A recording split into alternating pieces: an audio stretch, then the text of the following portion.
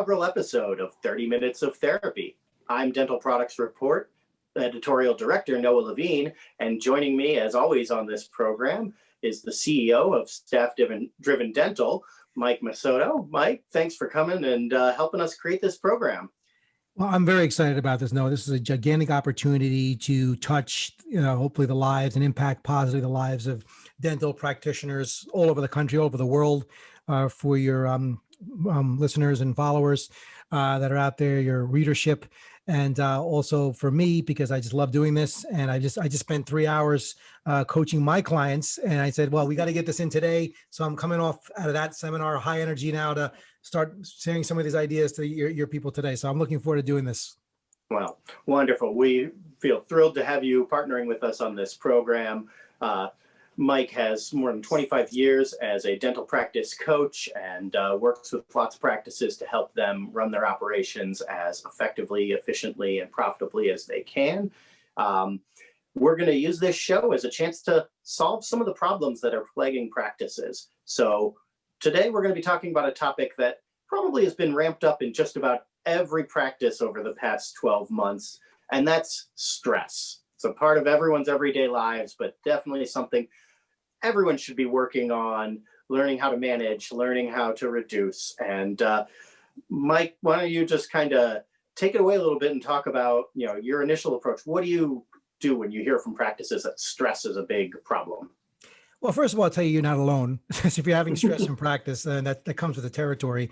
But why did I choose stress as like the opening topic? For this episode. The reason being is like, what I like to, when I work with a client, I like to look at source point issues in a practice as opposed to treating symptoms in a practice. Like, because the doctor told me, Mike, I got thousands of fires. I got so many fires to put out on my practice. What do? I have so many problems. And truthfully, when you really look at it, it always boils down to 4 or 5 or 6 core issues that the practice is having that all this is attached to. So I said, if you're having, fires keep going, breaking out in the practice, take away the matches, get to the source, otherwise, so they go away finally, So one of the big things is stress, where does stress come from? Why do I have so much stress?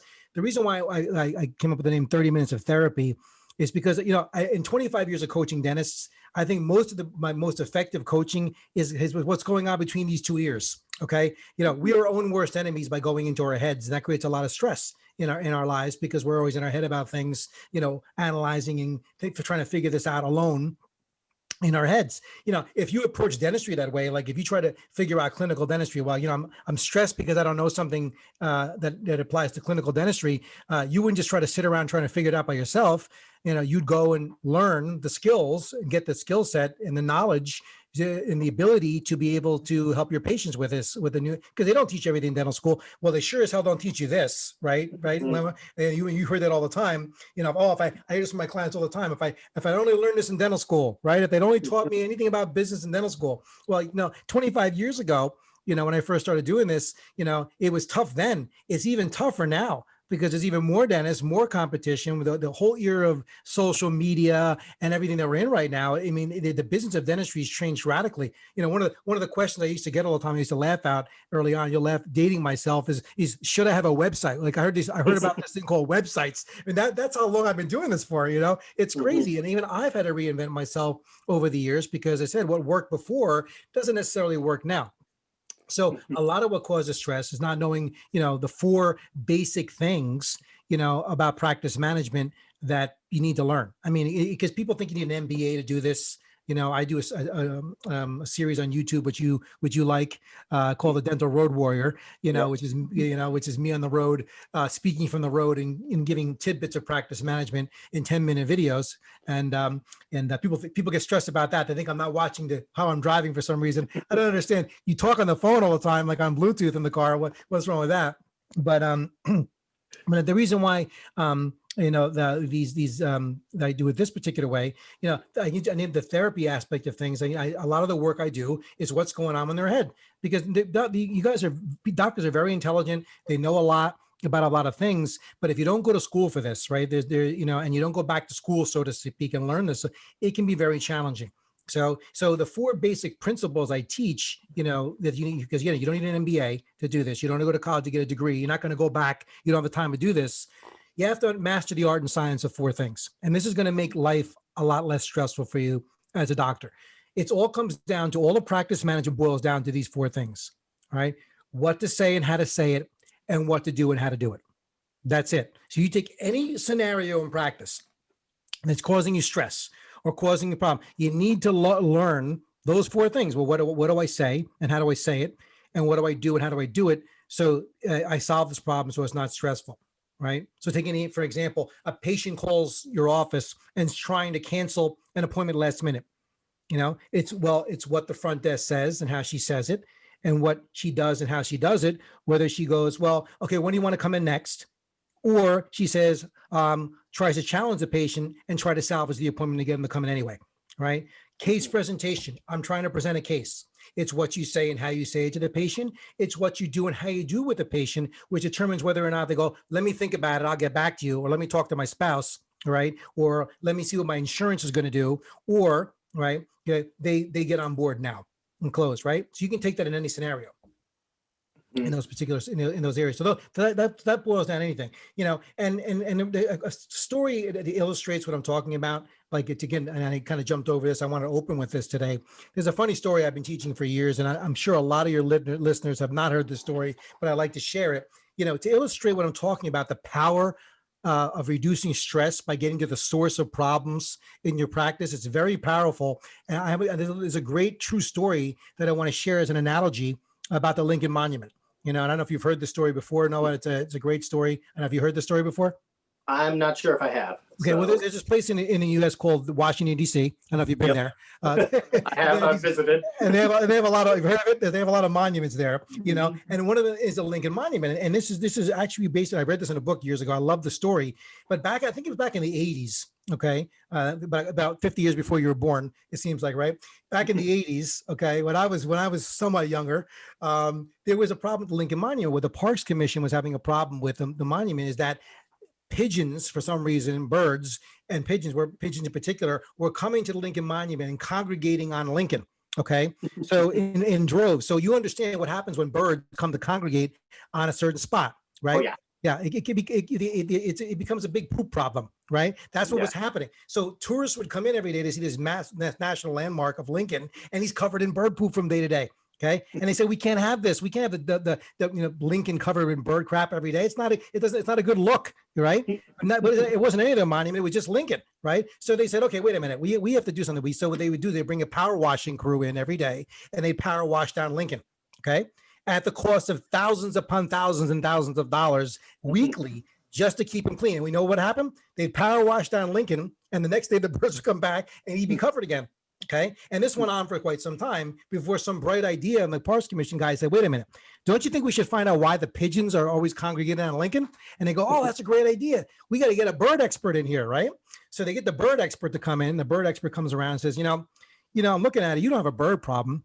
You have an insect problem. You see all these insects flying around Lincoln here. See, the insects are bringing the birds, which are bringing the poop. Oh, we got to get an insect expert in here. Right. So they go out and bring the insect expert guy. He comes in, looks around for a while and says, you don't have an insect problem. You have a drainage problem. You see all this moisture that's collecting on the roof. See, the standing water is bringing the insects, which is bringing the birds, which is bringing the poop. Oh yeah, we got to get a drainage guy in here. So the drainage guy comes in and says, yes, this is the source of your problem. So they fix the drainage problem. You know what happens? No more water, no more insects, no more birds, no more poop. And the moral of the story is stop power washing the poop off your practice. Right. So if you have a recurring problem that you feel like you're buried in crap every day, right?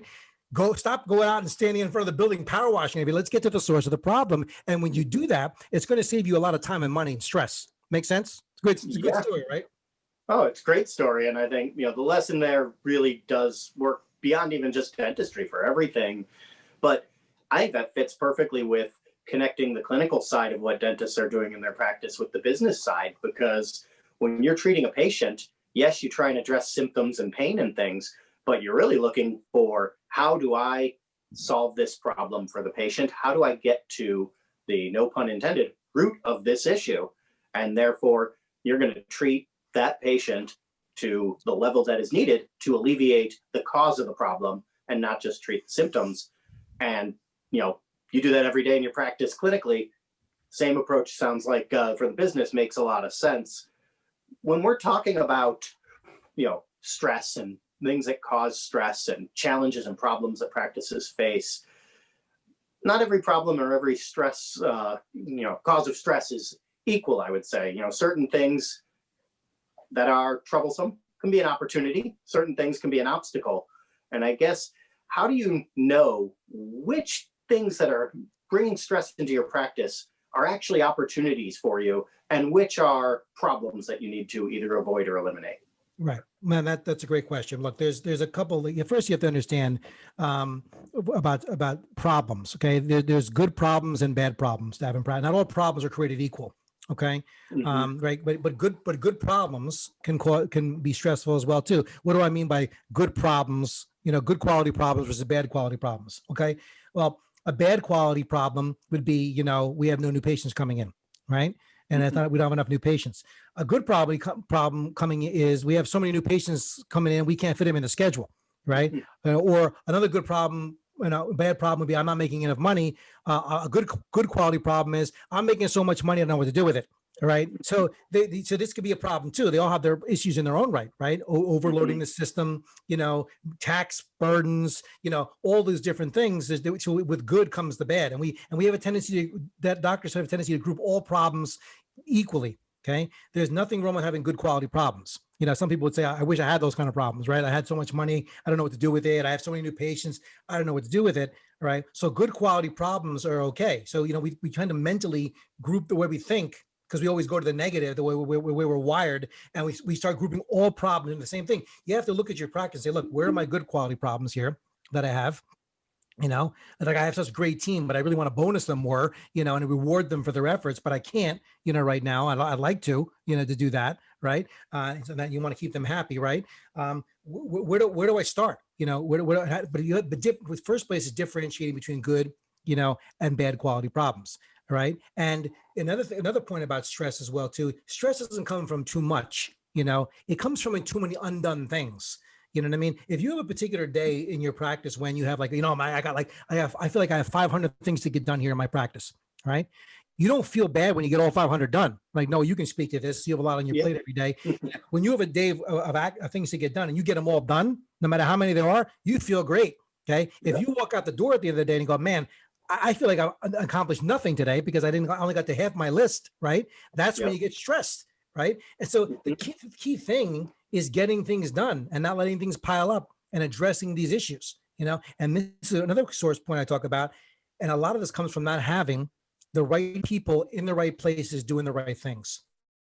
Okay. And this goes back to staff. I named my company Staff Driven Dental, my founding company, and Coaching on Demand is my newest online venture.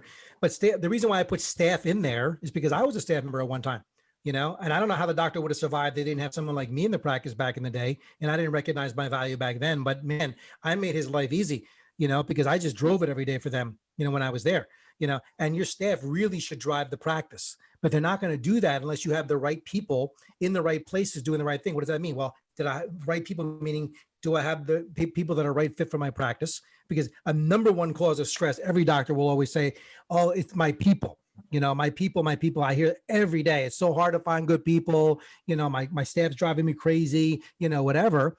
And I say to them, well, you didn't hire bad people. I hope, when you needed to hire people, you didn't put an ad in the paper that said bad hygienist wanted, must drive me crazy, cut corners, inquire within, you didn't put that ad in the paper. You hired these people, you thought they were good.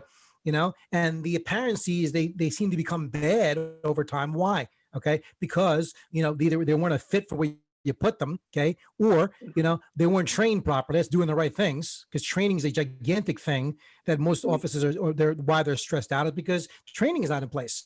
And you don't have any kind of coaching training or any kind of ongoing training of your team. They're there, they're great. You hire a resume, they have a certain clinical skill set per se, but they haven't learned like the management stuff, the stuff that puts dollars in your pocket necessarily every day, keeping a schedule or more effective scripting, having a system to work by in hygiene. This is what all the great teams train. How do you have a team and not train? And then you wonder why it's stressful when game time shows up. Could you imagine if we did this as, in the football season right now is like, I'm not a big football follower fan anymore, but you're in Chicago, right? No, you're over there. I'm sure you're a huge Bears fan, right? Being in Chicago, you're a Bears fan. Okay. Yes, I am. You are. Okay. Unfortunately, yes. I took a shot at that. Okay. Yeah. But what are the Bears doing 6 days prior to Sunday? Well, are they sitting around waiting for Sunday to show up? What are they doing 6 days prior to Sunday? Mm-hmm. They're practicing. Yeah, they're practicing. They're running the plays, So when game time happens, they can get in the field and execute and not get their butts kicked, That's the thing. But that's what happens to us. We're no different, Dentists think they're going to walk in every day with the team. We're all going to join hands and sing Kumbaya, and it's all going to fall into place naturally with no problems, okay? It doesn't work that way. If you don't train, you don't have a plan, you're not ready going in every day, okay? It makes the day very stressful because we're not prepared and we can't execute because game time, like I call game time, the time you are treating patients. That's game time. That's game on. Okay. Patients come in and that's our time to generate. And we either win or lose during that time, depending upon, do we have the right people? Are they best in the right places, best suited for the jobs they're in, doing the right things, which is the training part of everything. And when you have a well-trained team that fits those classifications, man, your stress goes out the window because you know what? We're just on it every single day, and making things happen. So that's a gigantic part of it. And every team, as using football analogy again, if you don't have a good quarterback, right, that's where it starts and ends, right on the field. Oh yeah. Right? And I don't even know who the Bears quarterback. I hate to admit it, I don't even know who the Bears quarterback is anymore. Who's the Bears quarterback? Well, it was Mitch Trubisky, but probably not for much longer. Tells you how long I've been. I think Jim McMahon was the last time I was a Bears quarterback that I remember. I'm dating myself. That's how long it's been since I watch football on a regular basis. I was a Jets fan and I gave up on it years ago. And I can't be a Jets and Mets fan here in New York. I couldn't do both anymore. It's killing me. So I just focus on baseball. I just focus on baseball now. But that's how long it's been since I watch football, right? But every team will tell you. I know the Jets, for example, they were supposed to try to get the number one pick this year. And of course they botched that. And everybody wanted to get that number one guy. And he was a quarterback and they still want to have a franchise quarterback. But having that franchise quarterback, and the reluctance to doctors to have a manager, in their practice is another gigantic source point problem of stress in the practice because they're all worried about, every one of them is worried about, if I give them a title, what's going to happen? They don't live up to expectations. Well, it's not just giving them a title. There's a lot that a manager is supposed to do. And a good office manager, first of all, is making the people around them better. They're training the people. They're bringing up their performance. They're making sure they're at the course of a day. When you're have tunnel vision because you're focused on a patient, you can't have a global view of what's going on the field.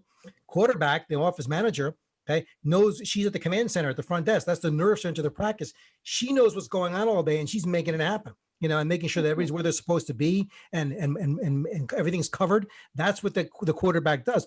In business and corporate America, because I did corporate coaching many, many years ago, back in the .com era and everything. And I did a lot of different industries at one time in my life, way back when, they call these people in corporate America the rainmaker. Okay. These are people that make money happen. Okay. You need that one rainmaker. If you're going to invest in one rainmaker superstar in your practice, that's the kind of person you want to have there.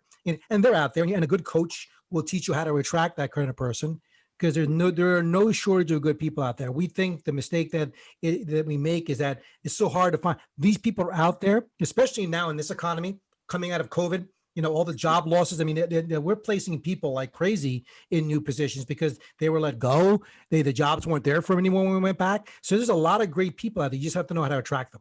It's a big part of it. But having that quarterback and having that main rainmaker in your practice will reduce stress immeasurably in your life and make your life a lot easier on a day-to-day basis, for sure.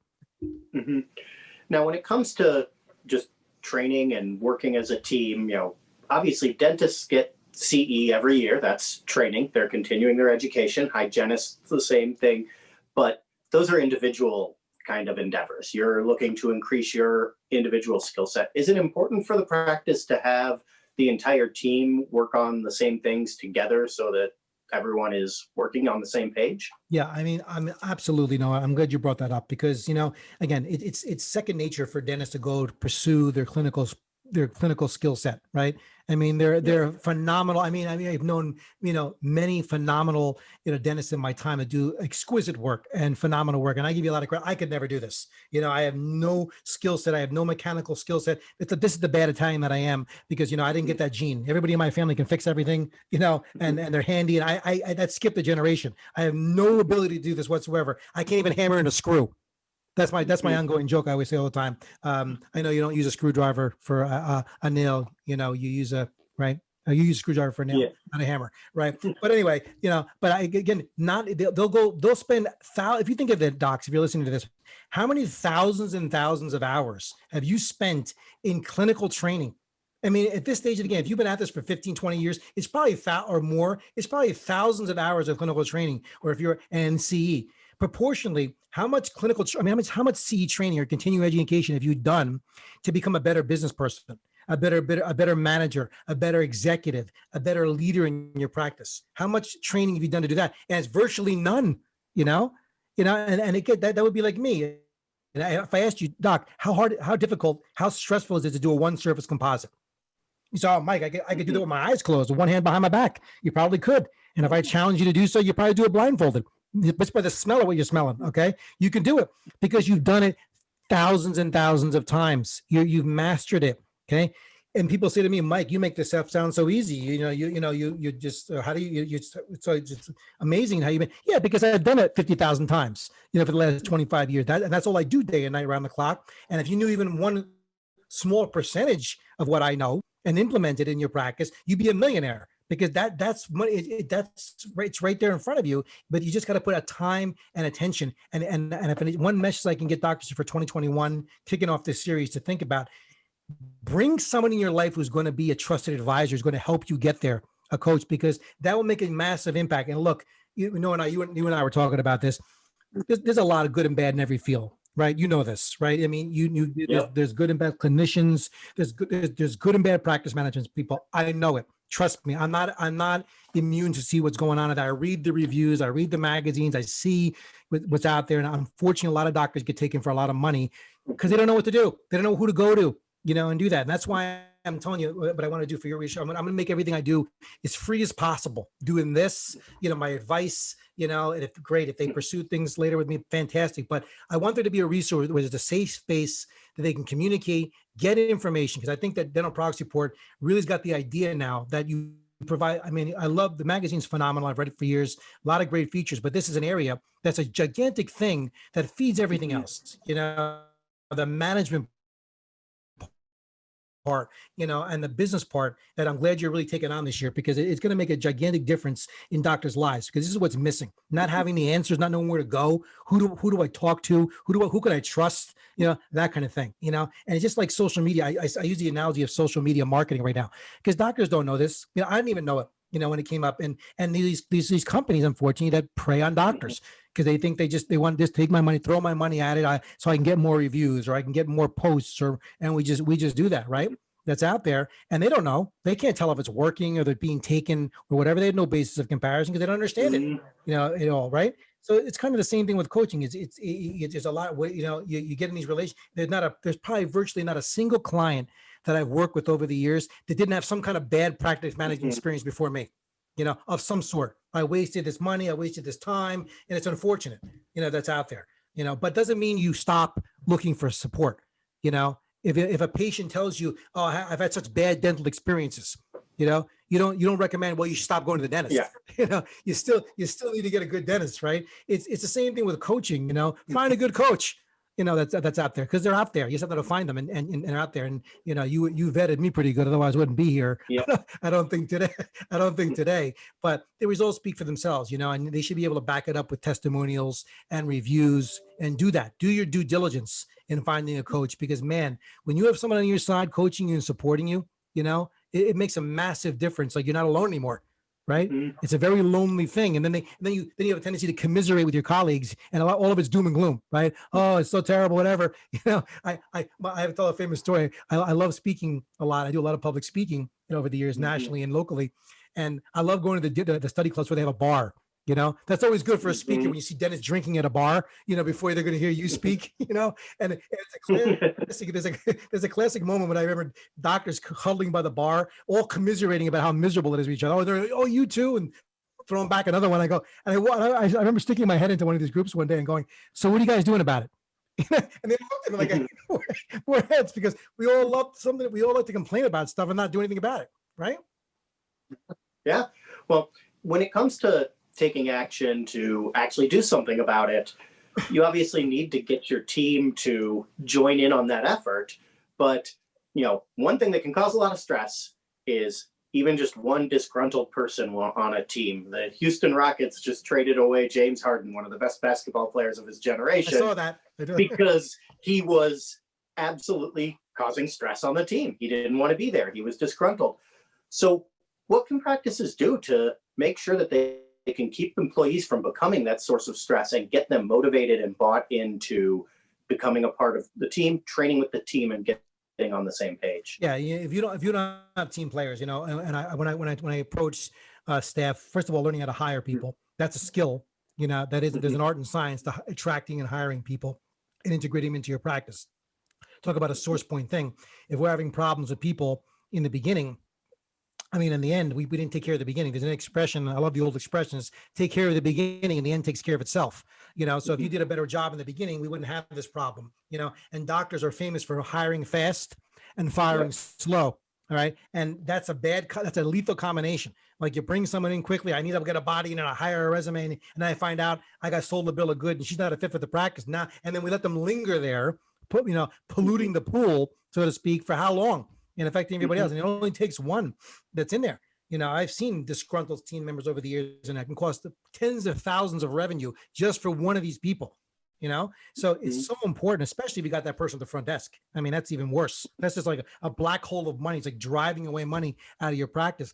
You gotta, what I always say is, hire slow, fire fast. Okay. That's what you have to get into in the mode of doing. Right. Most states are at will states where you don't have to give an excuse. If it's not working out, you get out of it, but what I mean by hire slow, take a long time to make people jump through a lot of hoops, with your interview process and your working interview process, and, getting through a team vetting stage and all those different things before they earn the right to be in your practice. And if somehow they fooled you and got in there and it's not working out, the mentality you should have is that these people are instantly good or they're never good, especially with a manager. She says, I'm a superstar. She should be able to prove she's a superstar in one day. All right. So they're either instantly good or never good. Move on. Okay. Because the detrimental aspect of keeping that person rooted in that practice for a long time is far greater. What will happen, and of course, look, you have to understand right now, we live in different times about the legal practices about how to hire and fire people, because there are, labor law issues are the flavor of the times. I'm going to tell you, and you need to know what you're doing, and then have that could be a whole other subject for another show one day that we'll do, because there's a lot of pitfalls in that. I'm not a lawyer, but I've had lawyers speak in my program, and I've learned this stuff pretty good. And you don't want to fall into legal pitfalls by firing someone the wrong way, or making mistakes in the beginning when you hire people. All right, but when you have that person on board, that's adversarial. I call it counter intention resistant to the big game. Okay, that's not going to work. There's only three types of staff. Okay, they fall in three categories. Okay, the willing is the only one that works. The willing. Okay, the willing staff member, they're willing to produce, willing to comply, willing to play the game, willing to go along with the big picture. That's all you want as a willing staff member. Okay. One step below that, okay, is the defiant negative staff person. Okay. And you cannot rehabilitate those people. We're calling this show 30 minutes of therapy. Yeah. But I couldn't rehabilitate these people in 300 minutes of therapy. If they're defiant and negative and resistant, get them out. Because there's no, and we try, we coddle them, we try to we understand, but it gets to a point you're not there to do therapy. You have a mission you have to accomplish here, and helping patients every day, and that just brings the whole place down. But letting those people stay in there.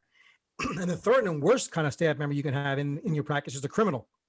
And that's the person that's robbing you blind. Okay. And I've seen this, unfortunately, in my time too. And not only just embezzling and stealing checks and false credit card things, that I've seen it all in my time. I got a million stories, maybe in few episodes, I could tell a crazy staff story I've heard in my time, because I've heard them all and seen them all in my time. But the criminal element in your practice And I don't mean they're necessarily robbing you. Their presence alone in the practice could mean they're driving away money. I've called offices when I just was told to call, and I get an angry, disgruntled front desk person. When you can tell when they're answering the phone, how much money is that driving away from your practice? How many patients is it driving away? How many good team members is that person driving away by being miserable and making you miserable every day in your practice? So yeah, these are some source point things to look at. That's going to make your life a lot less stressful and easy and manageable on a day-to-day basis. Mm-hmm. Well, I can't believe that this half hour has flown by the way it has, but we have run out of time for a 30 minutes of therapy session today.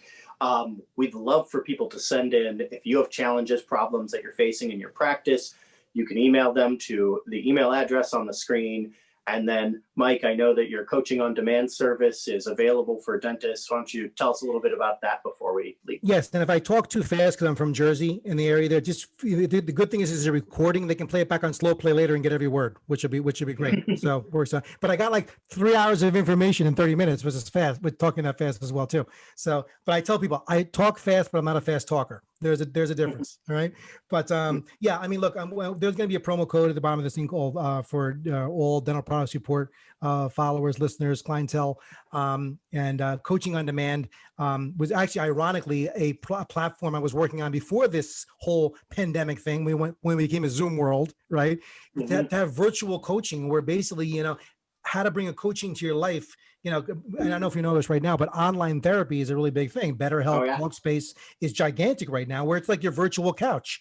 Well, guess what? Now you have your virtual couch for dentists, when you can have your own coach work with you one-on-one, and just talk like this, via chat, via video meetings, and all my curriculums up there. And it's a great community of people. So it does let people get in and as a resource, right at your fingertips right now, without having to go anywhere, making a massive financial commitment, that kind of thing. So that's why I wanted, and this was in development before this whole thing hit. So ironically, now it's taken off because it fills a huge niche for people outside of their office. And there will be special things put up for you guys where it won't cost anything to talk to me at any time or get a resource. I'll be more than happy to help anybody listening to this with any problems. But you can send them to Noah, you can send them to me, Mike at Dental Coaching on Demand. My email will be up there. Be more than happy to help anywhere I can. Noah, but we're very, this is a lot of fun. Really enjoyed it today. Great. Well, I did as well. Really appreciate you sharing your expertise with us and all of our audience. Mike, we'll see you on the next episode. Thanks.